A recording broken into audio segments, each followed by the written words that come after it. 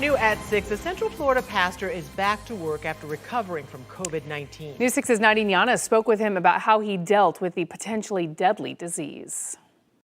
We continue to see the number of coronavirus cases increase, but we have yet to see numbers on how many people have actually recovered from this. But we are hearing the story from one local worship pastor who tells us about his recovery today. My Jesus is a promise keeper. Pastor John Dreher lost his sense of smell, then taste, and days later, this worship pastor lost his voice. I could no longer sing. I was having pain in my throat and things like that just from the excessive coughing. Pastor Dreher sharing his journey on Facebook. So many people have been praying for me and my family. Believing he contacted COVID-19 from a guest speaker at the church, saying he was asymptomatic for about a week before he got a fever and tested positive on March 27th. It's not a foreign thing. It's not a faraway thing. It's here. It's now, and it's real.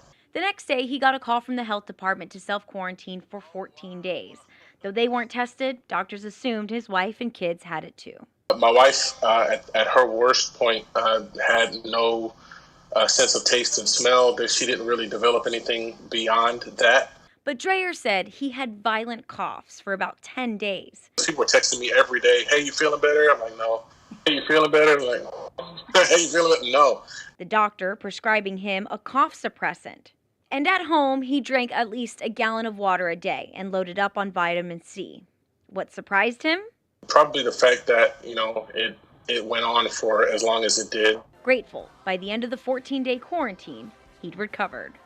When you're facing an unknown that other people faced and didn't make it through, when you get on the other side of it, you have no choice but to be grateful. Now, to be safe, Pastor Dreher did not lead worship at yesterday's Easter service, but he does feel like he would be ready to do so by next Sunday. In Orlando tonight, I'm Nadine Yanis, getting results, News 6.